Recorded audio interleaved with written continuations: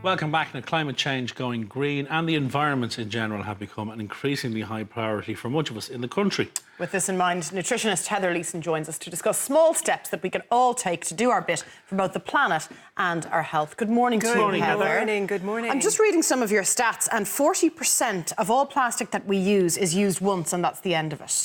So those stats, that first line is pretty terrible, isn't it? It's terrifying. I mean, we're also aware of it, but actually half of all of the plastic ever made has been made in the last 13 years, and we're only recycling about 10%, so it's getting worse.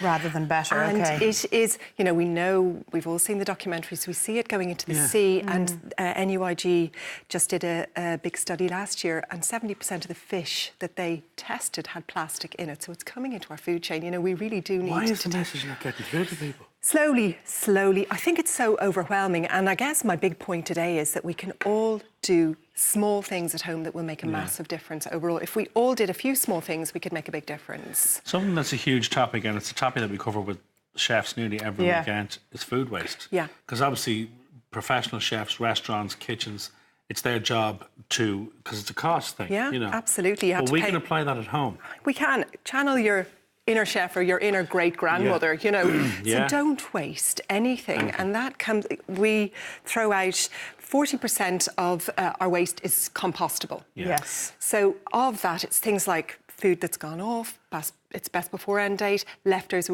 we haven't used, but also things like, you know, bones, vegetable peelings that in the olden days we would have used for stock. There's loads of ways to reduce your waste.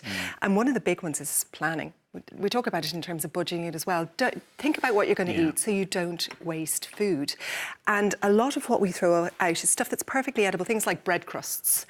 You know, where you could, in the olden days, what we would have done is we would have made breadcrumbs and used them to fill out burgers, or you know, even put on top of pasta gratin, or make a healthy bread and butter pudding, something like that. So we need to get more creative with our leftovers, I suppose. And that's where the knowledge comes in terms of what to use it for. But even in terms of like keeping all your compost separate, put it in a pot beside your sink or something, have a look at what you're throwing out. Things like fruit, we throw out a lot. So then throw it into a smoothie. Before it goes off, chop it up, stick it in the freezer, and you can use it for smoothies or for ice pops. There's loads of ways to use waste. What we do waste is a really good website called foodwaste.ie that you can get loads of ideas from.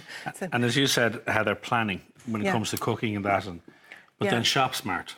Yeah, shop smart. So first of all, the shopping starts at home, actually. Shop with a list, because you spend 20 to 40% less. You know, you buy something and you get home and it's already in the fridge. So shop with a list and check at home. Bring your plastic bag, your reusable bags with you, should I say. So that's what you do in advance. And then in the supermarket, where you can avoid plastic. Now, some of the packaging is mental. Yeah, it is. In terms of, you know, you don't need to buy your produce in a plastic tray. And this soft plastic is not recyclable in Ireland.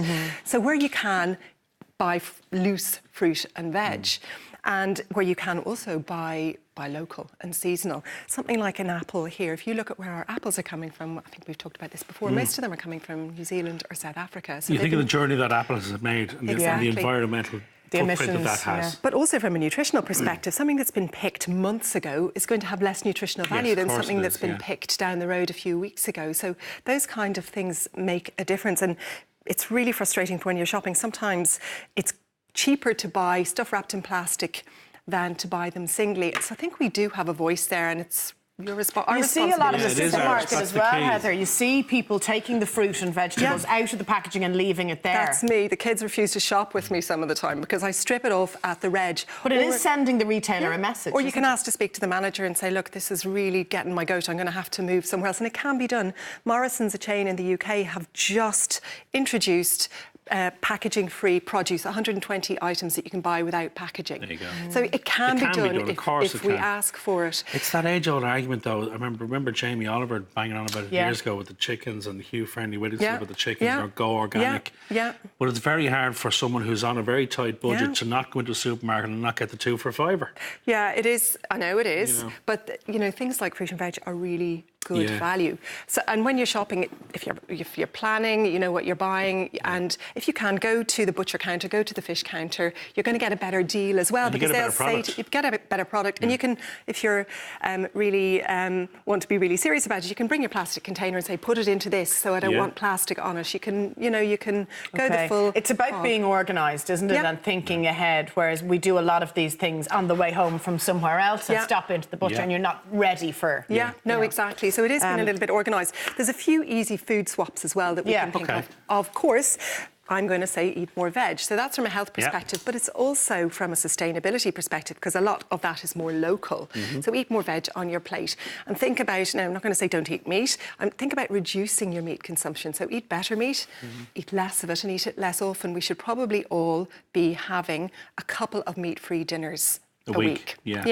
Just because it's a more sustainable option for the planet, and using things like pulses, which are so cheap, often much more local, much more sustainable. You can buy, you can buy things like dried lentils, but the canned are brilliant as well, just to throw in. And if you don't want to go the full hog and have a vegetarian meal, you can add it to bolognese, you can add it to a casserole. But your as you meat say, is going go up back further. to your grandmother's days. They would have bulked dishes out with stuff like but they this. threw barley into a stew. Exactly. Barley's grown here.